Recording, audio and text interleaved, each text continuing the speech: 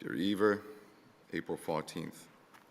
Almost a month since you wrote to me, and you have possibly forgotten your state of mind. I doubt it, though. You seem the same as always, and being you, hate every minute of it. Don't.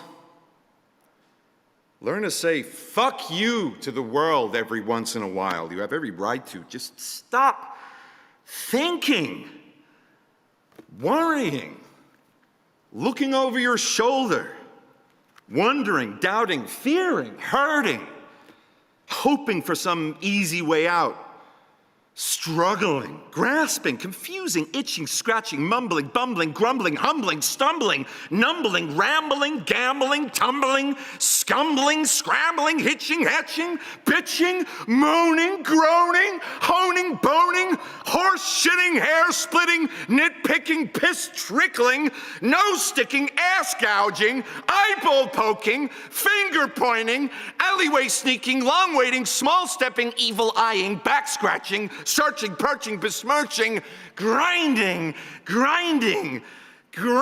away at yourself. Stop it and just do.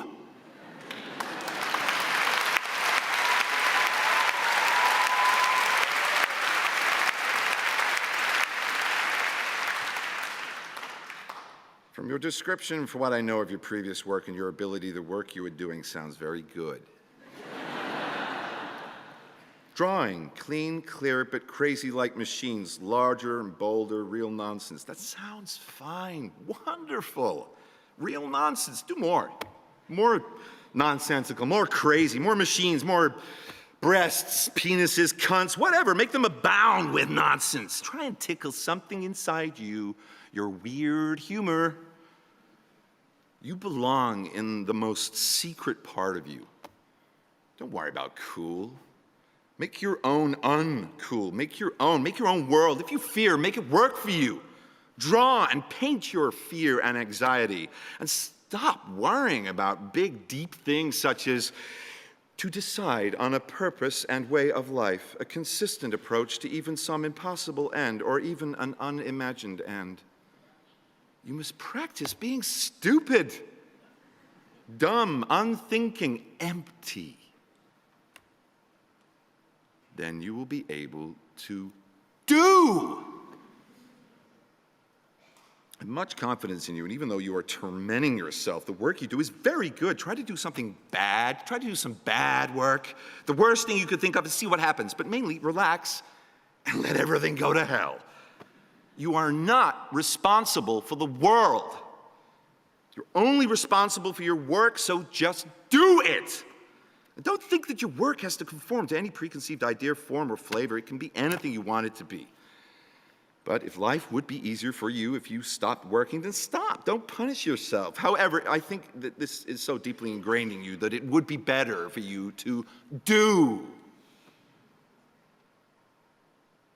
It seems I do understand your attitude somewhat anyway, because I go through a similar process every now and again myself. I have an agonizing reappraisal of my work and change everything as much as possible and hate everything I've done and try to do something entirely different and better. And maybe that kind of process is necessary to me, pushing me on. And well, the feeling that I could do better than that shit I just did. Maybe you need your agony to accomplish what you do, and maybe it goads you on to do better, but it's very painful, I know. It would be better if you had the confidence just to do the stuff and not even think about it. Can't you leave the world and art alone? And also, quit fondling your ego. I know that you or anyone can only work so much, and the rest of the time you are left with your thoughts. But when you work, or before you work, you have to empty your mind and concentrate on what you are doing. After you do something, it is done, and that's that. After a while, you can see some are better than others, but also you can see what direction you're going. I'm sure you know all that. You also must know that you don't have to justify your work, not even to yourself. Well, you know I admire your work greatly and can't understand why you are so bothered by it, but you can see the next ones and I can't. You also must believe in your ability. I think you do.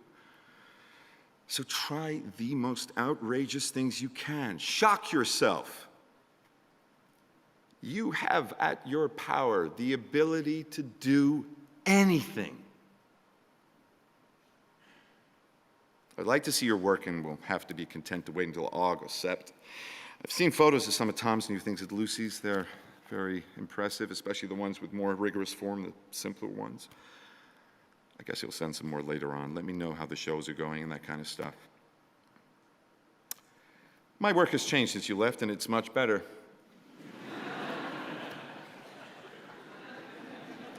I will be having a show May 4th to 29th at Daniel's Gallery, 70th East and 64th Street, where Emmerich was. I wish you could be there. Much love to you both. Saul.